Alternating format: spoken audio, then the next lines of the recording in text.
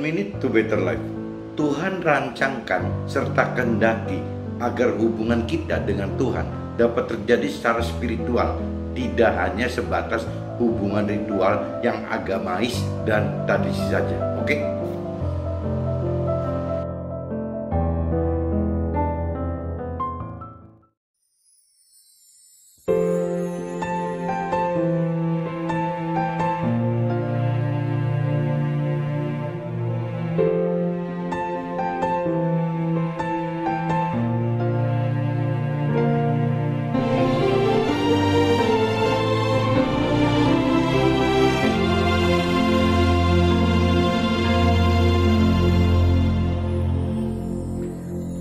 Sekalipun melupakanku, kau menuntun langkahku.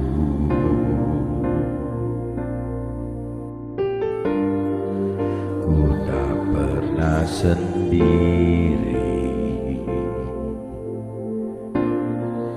kau tak tinggalkanku. Sekalipun melupakanku, kau menuntun langkahku.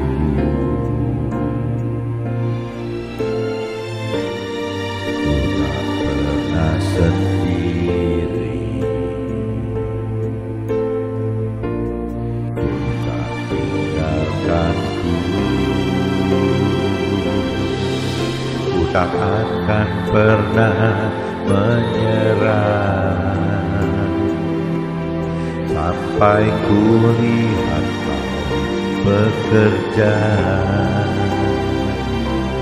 Ku percaya mujizat akan nyata. Ku takkan berhenti percaya.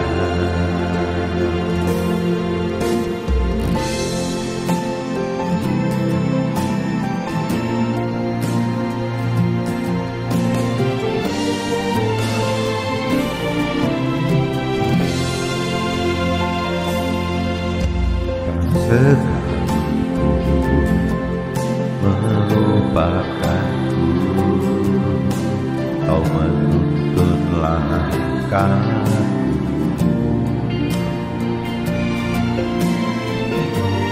Ku tak pernah sendiri,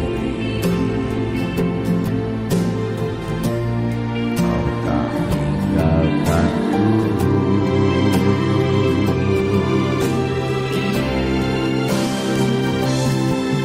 Akan pernah menyerah sampai ku lihat kau bekerja. Ku percaya mujizat akan nyata. Ku takkan berhenti percaya.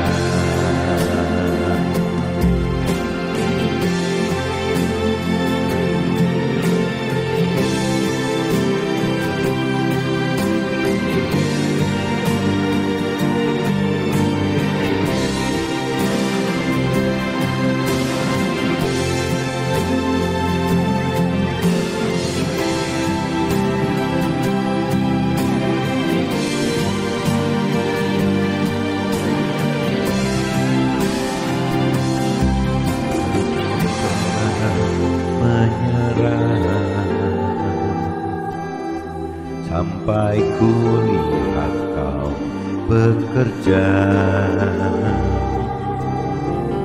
Ku percaya mujizat akan nyata. Ku takkan berhenti percaya.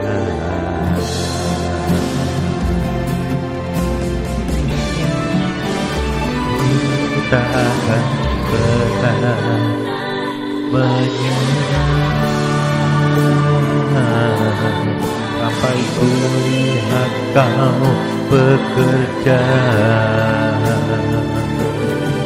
Ku percaya mujizat akan nyata. Ku takkan berhenti percaya, ku takkan berhenti percaya, ku takkan berhenti percaya.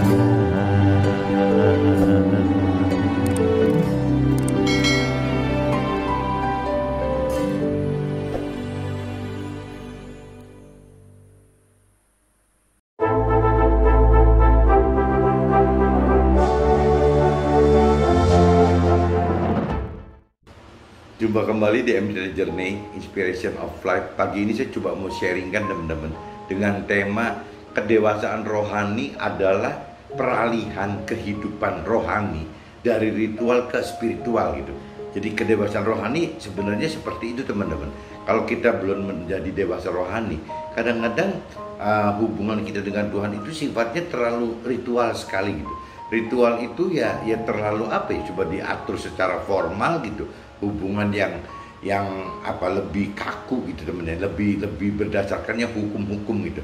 Sedangkan Tuhan rancangan kehendaki kita itu berhubungan dalam itu ya bagaimana caranya kita benar-benar menyatu dengan Tuhan gitu. Bagaimana bahkan kalau di Nasrani katakan seperti hubungan bapa dengan anak gitu. Jadi bagaimana caranya berkomunikasi dengan baik. Nah, kalau secara umum kan biasanya diumpamakannya umat dengan Tuhan gitu, umat dengan Tuhan. Nah, kalau di Nasrani itu anak dengan Tuhan, anak dengan Bapa teman-teman. Jadi insya Allah hubungan seperti itu. Cuman kan banyak yang salah kaprah, banyak yang menyebut misalnya Tuhan Allah itu sebagai Bapa, tapi dalam realita praktek kesehariannya belum bisa maksimal, pengenalannya, pengertian akan firman Tuhan itu belum maksimal. Nah, ini yang nanti coba kita kupas teman-teman, coba. Jadi kembali lagi teman-teman, banyak yang apa ya, kadang-kadang di mulut, di bibir mudah sekali mengatakan seperti hubungan anak dengan bapa, seperti yang di dalam firman Tuhan di kitab suci Alkitab itu katakan seperti itu.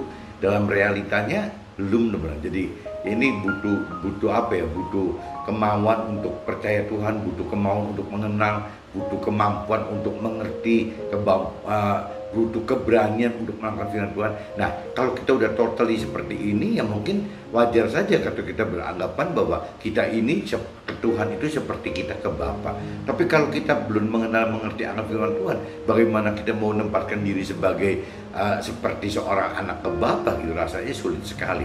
Sebagai umat ke Tuhan aja juga kaku gitu, apalagi ke anak seperti anak ke Bapa, lebih sulit lagi. Nah, ini saya coba baca teman-teman di kitab Markus pasal 1 ayatnya 2-7 teman-teman. Seperti ada tertulis dalam kitab Nabi Yesaya, "Lihatlah, aku menyuruh utusanku mendahului engkau, ia akan mempersiapkan jalan bagimu. Ada suara orang yang berseru-seru di padang gurun, persiapkanlah jalan untuk Tuhan, luruskanlah jalan baginya." Ini cerita Yohanes Pembaptis teman-teman. Demikianlah Yohanes Pembaptis tampil di padang gurun dan menyerukan, "Bertobatlah, berilah dirimu dibaptis dan Allah akan mengampuni dosamu." Lalu datanglah kepada orang-orang dari seluruh daerah Yudea dan semua penduduk Yerusalem, dan sambil mengaku dosanya mereka dibaptis sungai Yordan. Yohanes memakai jubah bulu unta dan ikat pinggang kulit, dan makanannya belalang dan madu hutan. Inilah diberitakannya, "Sesudah aku akan datang ia yang lebih berkuasa daripadaku, membungkuk dan membuka tali kasutnya pun aku tidak layak." Ini cerita Yohanes Pembaptis diutus Tuhan untuk mempersiapkan jalan bagi kedatangan Yesus teman-teman. Nah, waktu kedatangan Yesus ini Jadi Yesus datang ya sebagai utusan Tuhan untuk mengajarkan, bagaimana mengajar tentang kebenaran firman Tuhan gitu. Nah ini, tapi setelah jadi ada dua hal ya teman-teman kalau saya tangkap. Satu, Yohanes Pembaptis itu legowo loh, waktu dia cuma merintis buka jalan, akhirnya yang bisa populer itu, yang bisa eksis itu malah Yesusnya kan. Nah ini kan menceritakan cerita bagaimana Yohanes Pembaptis bisa rendah hati dan bisa menerima seperti itu. Padahal waktu Yesus belum datang, Yohanes Pembaptis adalah tokoh utamanya gitu. Tapi begitu Yesus datang, Yohanes Pembaptis malah jadi tidak menjadi tokoh utamanya. Tapi kembali lagi, kalau kita lihat karakternya Yohanes Pembaptis, ya berarti dia rendah hati, mau gitu, mau menyediakan posisi dia itu untuk Yesus gitu. Itu satu. Kedua, Yesus datang cuma 3 tahun lebih kan, jadi waktu dia benar-benar terlibat di dalam firman Tuhan itu kurang lebih 3 tahunan, karena dia wafat kan umur 33-an gitu. Jadi sebentar sekali gitu ya untuk bagaimana Yesus membicarakan soal firman ini. Nah, cuman waktu meninggal ya Yesus ya meninggalkan firman Tuhan gitu. Jadi waktu Yesus hidup dianggap oleh kitab suci adalah sebagai firman yang hidup, tapi waktu Yesus sudah wafat ya berarti firman Tuhannya yang ditinggalkan oleh Yesus untuk kita teruskan, teman-teman. Jadi nah ini waktu Yesus wafat itu Tuhan Allah juga memberikan pengganti dari Yesus ini sebagai roh yang dari Tuhan itu. Roh dari Tuhan itu yang diutus oleh Tuhan Allah untuk kepada masing-masing roh kita gitu. Jadi benernya kalau kita perbandingkan zaman dulu dengan zaman sekarang gitu, sebenarnya zaman dulu kan kita bicara ketemu Yesus gitu sebagai firman yang hidup, itu kan nggak bisa setiap saat, teman-teman. Ya, sekali-kali kita ketemu Yesus tapi juga nggak ketemu gitu. Ada banyak momen tidak ketemunya. Tapi setelah Yesus wafat, Tuhan Allah berikan Roh Kudus sebagai penggantinya kepada setiap kita. Ya sebenarnya jadi Roh Kudus itu atau Roh Tuhan, mungkin kalau Muslim katakan Nur, itu sebenarnya Tuhan Allah sudah berikan kepada kita semua gitu. Ya baik yang di Nasrani berbentuk Roh Tuhan yang namanya Roh Kudus, nah di Muslim gitu ya sama aja Roh Tuhan yang namanya Nur gitu. Nah saya kurang mendalami yang agama lain, teman-teman. Tapi kalau dari dua sisi itu, kalau saya sharing dengan teman Muslim, ya ada cerita seperti itu, teman-teman. Jadi bagaimana caranya Tuhan tinggalkan Roh Tuhan di dalam kita gitu, di dalam roh kita gitu ya untuk bisa setiap saat berkomunikasi karena ketemu langsung, dengan 24 jam itu total kita akan bersama-sama dia. Jadi dalam kitab Markus pasal 1 ayat 2-7 itu, kalau buat saya pribadi tangkap dua hal, teman-teman. Satu, kerendahan hati dari si Yohanes Pembaptis ya sangat welcome dan bahkan legowo sekali dengan Yesus yang meneruskan gitu. Padahal yang buka jalan itu Yohanes Pembaptis. Yang kedua yaitu waktu Yesus setelah wafat, ya Tuhan gantikan Yesus itu bentuknya Roh Tuhan gitu, Roh Tuhan yang ada di dalam kita. Dan tadi saya katakan seharusnya zaman kita itu lebih diuntungkan, lebih bersyukur, lebih berbahagia, lebih terima kasih, karena Roh Tuhan ada dalam kita. Berarti setiap saat kita bisa berkomunikasi dengan Tuhan, dengan Roh Tuhan kan, dengan Roh Tuhannya sudah ada dalam kita, jadi lebih mudah. Nah, guidance-nya Yesus tinggalkan firman Tuhan gitu. Jadi firman waktu Yesus hidup adalah firman Tuhan yang hidup, tapi waktu Yesus sudah meninggal, ya firman-nya ya menjadi firman Tuhan yang kita ada di dalam kitab suci kita. Kalau di kita mungkin di Alkitab, kalau di Muslim mungkin di Al-Qur'an gitu. Jadi kita sudah pegangannya dua, teman-teman. Jadi bagaimana Tuhan Allah memberikan Roh Tuhan di dalam kita, dan bagaimana firman Tuhan itu sudah ada di dalam kita, firman yang tertulis itu sudah ada dalam kita. Jadi dengan modal dua itu, teman-teman, bagaimana kita nguasain firman Tuhan dan bagaimana menghidupkan Roh Tuhan, ya harusnya komunikasi tadi yang di kedewasaan rohani itu ya akan terjadi. Ya bagaimana caranya relasi kita, hubungan kita dengan Tuhan itu bukan ritual, teman-teman. Akhirnya kalau ritual kan kita tidak masuk ke dalam firman-Nya, kita tidak menghidupkan Roh Tuhannya gitu. Tapi yang Tuhan inginkan kan bagaimana caranya kita rohnya Tuhan, roh dan kebenaran, berarti rohnya Tuhan dihidupkan dan kebenaran firman Tuhannya dihidupkan gitu. Nah, dengan roh dan kebenaran ini dihidupkan, ya timbul kedewasaan rohani yang kontak kita dengan Tuhan itu ya bukan seperti umat ke Tuhan gitu, tapi bisa meningkat menjadi anak ke Bapa gitu, seperti itu maksudnya Nasrani, seperti itu gitu. Yang jelas ya kita mesti mengenal firman Tuhan, mengenal pengenalan dan pengertian firman Tuhan, dan kita juga harus terus-terusan meningkatkan level iman percaya kita, sehingga ya itu dengan satu-satunya cara ya bagaimana menghidupkan roh Tuhan di dalam kita gitu. Nah, waktu firman Tuhan hidup di dalam kita, waktu roh Tuhan hidup dalam kita, ya berarti akan terjadi komunikasi gitu, relasi hubungan ya dengan Tuhan itu sudah bukan bicara ritual lagi, tapi sudah masuk ke dalam area spiritual gitu. Berarti ya terjadi hubungan pribadi antara kita sebagai manusia dengan Tuhan, bahkan kembali yang tadi saya katakan seperti anak ke bapa gitu, kedekatannya seperti itu. Nah, ini saya coba lanjut teman-teman ke 1 Petrus teman-teman, sebentar teman-teman. Udah ketemu teman-teman di 1 Petrus teman-teman, kitab 1 Petrus 1 pasal 1 ya, 1 Petrus kitab 1 Petrus pasal 1 ayatnya coba teman-teman cari 13 sampai 19 teman-teman, 13 sampai 19. Kalau judul di perikopnya itu kekudusan dan kasih persaudaraan. Nah, kalau jumlah ayatnya sebenarnya ada 13 sampai 25, tapi saya coba kutip di 13 sampai 19 aja teman-teman. Nah, ini ceritanya gini teman-teman. Sebab itu siapkanlah akal budimu, waspadalah dan letakkanlah pengharapanmu seluruhnya atas kasih karunia yang dianugerahkan kepadamu pada waktu pernyataan Yesus Kristus.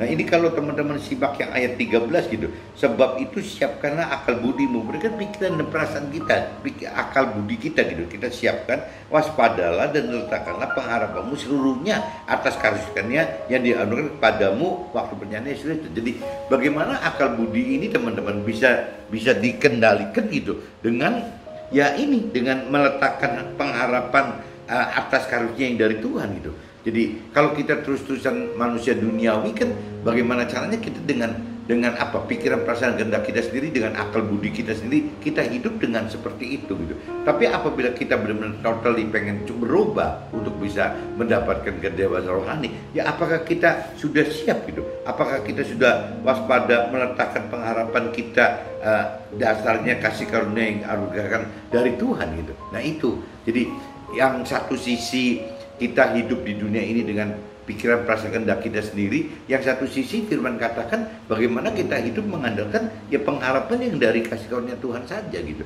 Nah, ini tidak mudah teman-teman, karena bagi orang dunia ini adalah satu kebodohan. Ya kenapa kita kok bisa totally berserah kepada Tuhan gitu, kepada yang lain bukan diri sendiri. Kalau orang dunia kan tidak suka teman-teman. Orang dunia itu kan lebih suka bagaimana kita hidup mengandalkan diri sendiri gitu.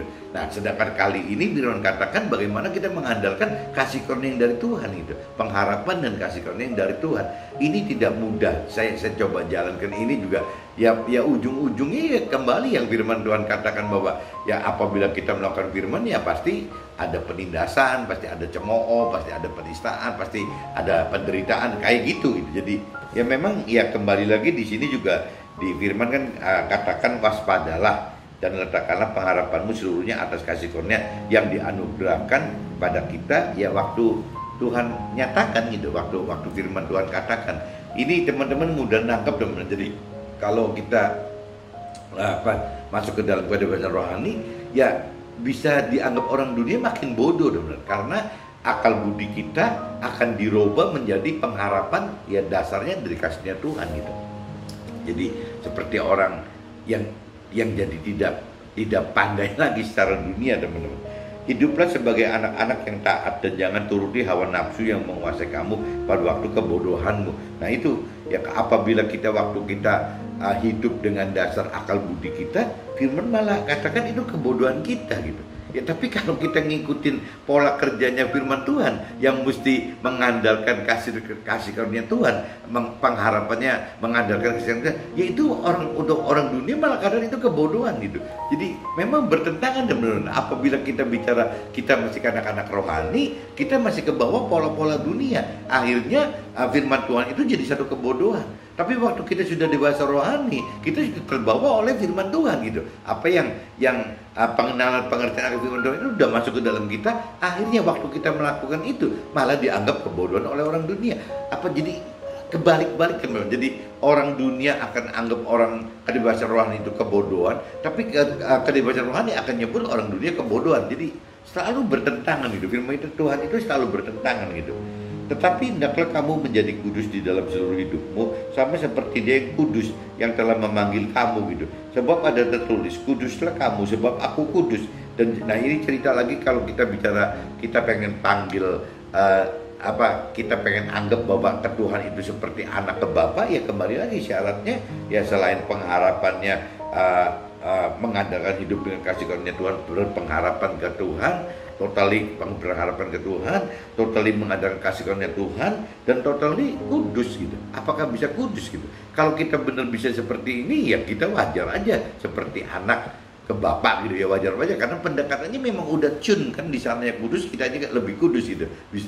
Kitanya daripada seperti sekarang orang dunia, kita belajar lebih kudus di sana karena sangat kudus gitu. Ya ini baru lebih ketemu daripada kita tidak kudus sama sekali. Jadi syaratnya kalau kita tangkap sampai ayat 15 aja udah 3 teman. Jadi bagaimana berpengharapan ke Tuhan secara total, bagaimana kita hidup mengenal kasih karunia Tuhan, dan ketiga ya harus kudus gitu. Bagaimana kita hidup kudus. Kudus itu ya melakukan firman Tuhan, apa yang Tuhan peraturkan ya kita lakukan itu gitu.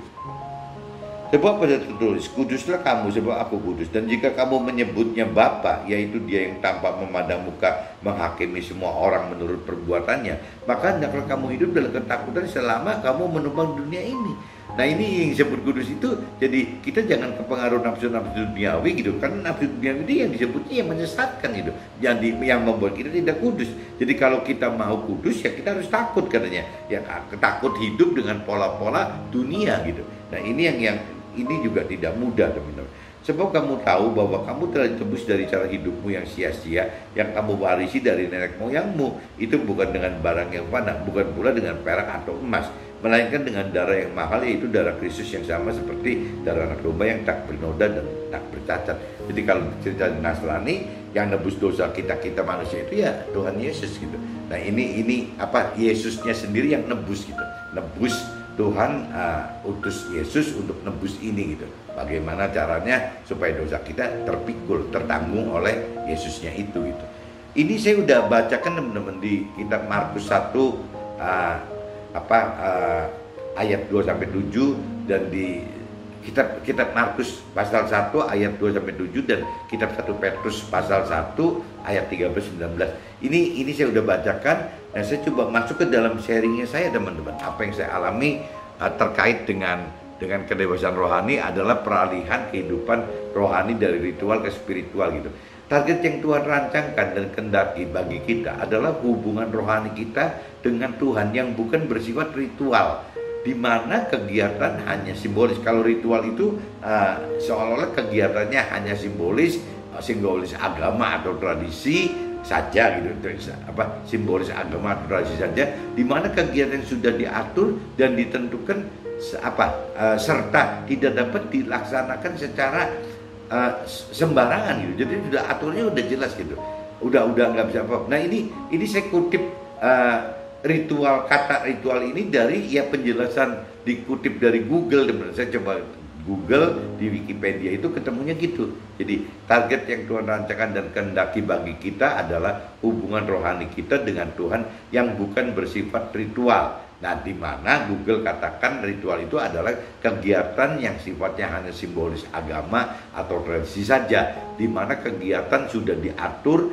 dan ditentukan serta tidak dapat dilaksanakan secara sembarangan. Jadi sudah atur. Jadi hubungan kita dengan ritual itu, hubungan kita kalau ritual dengan Tuhan itu terbatas sekali teman-teman, nggak bisa apa-apa gitu. Ya beda dengan hubungan kita dengan Tuhan yang sifatnya spiritual gitu. Kalau spiritual kan sifatnya lebih pribadi gitu, lebih pribadi kita dengan Tuhan. Cuma kan tadi syaratnya kan ada tuh, bahwa yang namanya syarat itu kan mesti apa? Jadi pertama kita benar-benar coba matikan akal budi kita, dalam arti kata kita lebih berpengharapan daripada akal budi kita berpengharapan ke dunia gitu, ke pola-pola rasional gitu. Kita lebih berpengharapan ke dalam, yaitu apa yang firman Tuhan katakan, apa yang firman Tuhan janjikan. Nah, dengan pengharapan seperti itu, akhirnya ya ujung-ujungnya kita mengasih karunia Tuhan dan harus hidup kudus ya kembali ke situ lagi teman-teman. Jadi arti ritual dan spiritual itu maksudnya seperti itu, mudah-mudahan teman bisa nangkep gitu. Kalau kembali lagi, ritual itu adalah kegiatan yang hanya sifatnya simbolis agama atau tradisi saja gitu, di mana kegiatan sudah diatur dan ditentukan serta tidak dapat dilaksanakan secara sembarangan karena sudah jelas aturan mainnya untuk orang banyak gitu. Nah, sedangkan spiritual itu adalah hubungan kita pribadi dengan Tuhan gitu. Jadi beda sekali teman-teman. Nah, ini kalau kita misalnya acara, mungkin kalau orang Nasrani misalnya hari Minggu, atau mungkin Muslimnya hari Jumat, atau agama lain saya nggak ngerti harinya, ya begitu gitu. Kalau cerita ritualnya seperti itu. Adapun nanti bicara spiritual ya kehidupan kita selama 24 jam itu gitu. Ya 7 minggu, sebulan 31 hari, seminggu tuh 7 hari, ya, 1 hari 24 jam. Ya terus begitu teman. Bagaimana caranya spiritual itu hubungan kita pribadi dengan Tuhan yang terus menerus, bukan cuman waktu ritual agama atau tradisi saja gitu. Nah, ini yang kita harus bisa merubah persepsi itu. Ya, kebebasan rohani ya akan menyebabkan relasi hubungan kita dengan Tuhan ya bukan cuman ditentukan oleh hari tertentu aja ya, tapi di 24 jam kita bersama Tuhan gitu, selamanya akan bareng sama Tuhan itu. Tuhan rancangkan dan kehendaki agar hubungan kita dapat terjadi secara spiritual dalam roh dan kebenaran, yang mana Tuhan berikan pada kita Roh Kudus, atau yang tadi saya katakan Roh Kudus itu berarti Roh Tuhan gitu. Roh Tuhan bagi orang Nasrani, Nur katanya bagi orang Muslim, dan firman Tuhan kepada setiap kita masing-masing. Jadi kembali lagi, hubungan spiritual kita dengan Tuhan itu ya kuncinya cuma bagaimana menghidupkan Roh Tuhan di dalam kita, bagaimana menghidupkan firman Tuhan di dalam kita gitu. Nah, kalau ini sudah dihidupkan, harusnya sudah terjadi konteks spiritual, bukan cuma ritual aja.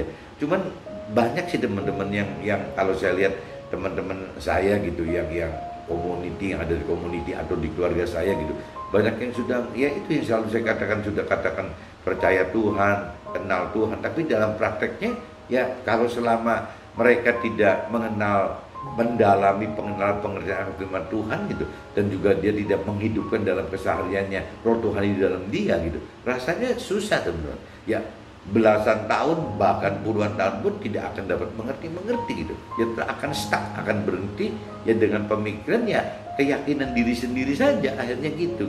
Nah, akhirnya yang dilakukan itu keyakinan diri sendiri dengan ya ritual gitu. Jadi kompensasinya adalah meyakini Tuhan gitu dengan keyakinan diri sendiri tanpa ngikutin firman dan Roh Tuhan. Nah, dengan cara kompensasinya ya bentuknya ritual agama atau tradisi. Kan sayang teman-teman. Jadi seharusnya kan yang benar itu kan ya bagaimana caranya Tuhan menghendaki spiritualnya gitu. Ini bukan cuma ritualnya. Ritual dibutuhkan itu sebagai tata krama, bagaimana untuk dasar-dasar spiritual kan butuh gitu. Tapi kan tidak berarti berhenti di ritual, harusnya masuk ke dalam spiritual gitu. Bagaimana hubungan kita pribadi dengan Tuhan masing-masing melalui firman Tuhannya, melalui Roh Tuhannya gitu. Butuh percaya Tuhan dan mau mengenal serta mampu mengerti serta berani lakukan firman agar dapat terjadi permasalahan, sehingga fungsi Roh Tuhan dan firman Tuhan dapat menjadi jembatan kita kepada Tuhan. Jadi kembali lagi, kalau kita bicara firman Tuhan katakan A gitu, sedangkan dunia katakan B. Kalau kita tetap ngikutin yang B, kita itu tidak pernah akan kena permasalahan, bro. Karena B itu akan disetujui oleh dunia gitu. Tapi waktu kita memberanikan diri, kita melakukan misalnya A dan B. Kalau misalnya dunia katakan A, si rohani firman katakan B atau terbalik gitu. Begitu nanti dikatakan terbalik seperti ini, akhirnya ribut teman. Ya kok ini orang gila banget sih, kok berani-beraninya begini, bodoh banget. Jadi segala macam tuh cercaan keluar semua gitu. Nah, ujung-ujungnya nanti ya bisa aja suami ditindas istri atau istri ditindas suami gitu, atau bisa juga orang tua ditindas anak atau anak ditindas orang tua, bisa terjadi begitu teman-teman. Karena kembali lagi pola-pola apa yang dunia inginkan. Kalau dunia kan prioritinya lebih kesusahan duniawi teman. Parameter ukuran orang berhasil hidup di dunia itu adalah kesusahan duniawi. Sedangkan kalau orang berhasil secara rohani, secara firman Tuhan, secara Tuhan gitu, kan bukan itu. Parameternya kan bagaimana mendapatkan keselamatan akhirat gitu. Ya, untuk mendapatkan keselamatan akhirat itu butuh proses di dunia ini gitu. Jadi dunia ini adalah bukan sasaran akhir kita. Ya, dunia ini adalah cuma tempat proses kita untuk menuju sasaran akhir ke alam akhirat. Ya dengan posisi begitu, ya bagaimana caranya berjuang bisa ketemu Tuhan di dalam surga, bukan masuk ke neraka gitu. Nah, untuk bisa masuk ke dalam surga itu ya syaratnya tadi. Ya kalau kita bicara mau lebih radikal, lebih berani, ya yang tadi, bisa nggak kita hidup dengan berpengharapan kepada Tuhan? Ya bisa nggak kita hidup seolah-olah mengandalkan kasih karunia Tuhan, dan bisa nggak kita hidup kudus gitu ya, untuk bisa masuk ke dalam ya alam kekal yang Tuhan rencanakan itu, rancangkan dan kehendaki itu gitu. Nah ini mudah-mudahan Tuhan teman-teman bisa nangkap jadi permasalahan, sehingga fungsi roh Tuhan dan firman Tuhan dapat terjadi. Kalau tidak kita berani melakukan itu, ya tidak pernah akan ada pengalaman apa-apa teman-teman. Ya kalau kita nggak punya permasalahan, akhirnya kita nggak punya pengalaman, akhirnya kita jadi tidak punya pengalaman hubungan dengan Tuhan gitu. Ya bagaimana kita mau meningkatkan kedewasaan rohani kita kalau kita tidak ngerti apa-apa gitu. Jadi ya permasalahan-permasalahan itu teman-teman nggak usah khawatir, apalagi permasalahan yang bertentangan dengan duniawi tapi sesuai dengan yang firman Tuhan katakan, yaitu yang mendewasakan kita gitu, yang membuat kita lebih dewasa. Mengenal pengertian firman Tuhan itu kita lebih dewasa dan lebih mengenal mengerti, dan benar-benar makin makin percaya gitu, karena memang ya dibuktikan gitu. Jadi firman katakan A, B misalnya, dunia katakan A, ya kalau memang ujung-ujungnya B ini yang terjadi, kan kita jadi tambah yakin, tambah percaya, kita jadi tambah beriman gitu, bukan yakin. Kalau yakin kepada Tuhan kan namanya iman gitu kan, iman. Kalau yakin diri sendiri ya namanya yakin gitu. Kalau ke Tuhan namanya iman gitu. Nah ini kadang-kadang jadi jembatan itu ya permasalahan itu bisa jadi jembatan teman-teman. Nah tapi jembatan kita kepada Tuhan dapat mulai terjadi dengan banyak proses yang diawali dengan proses ya ritual tadi gitu, dan mendewasakan melalui jembatan mentor rohani. Biasanya kalau sampai kita untuk awal-awal sekali belum ngerti apa-apa, dan ya nggak aneh kalau jembatannya bisa berupa mentor-mentor rohani kita. Ya bisa juga berlanjut kepada langsung menghidupkan Roh Kudus atau Roh Tuhan di dalam kita gitu. Jadi jembatan kita ke Tuhan itu ya permasalahan-permasalahan yang terjadi, di mana permasalahan terjadi itu proses awal-awalnya kita mungkin ada guidance dari teman rohani, mungkin dari mentor rohani, sampai terujungnya ya bagaimana ya kita pribadi gitu, ya dengan roh Tuhan yang ada di dalam kita. Nah itu proses jembatan yang membuat kita makin dewasa, menjadi lebih dewasa rohani. Ya jembatannya itu awal-awalnya teman rohani, bisa ke mentor rohani, dan bisa berujung kepada kita pribadi dengan Tuhan yang melalui Roh Kudus tadi, Roh Kudus atau Roh Tuhan atau Nur tadi gitu. Kurang lebihnya begitu. Nah, secara Nasrani diajarkan relasi antara kita dengan Tuhan sebagai umat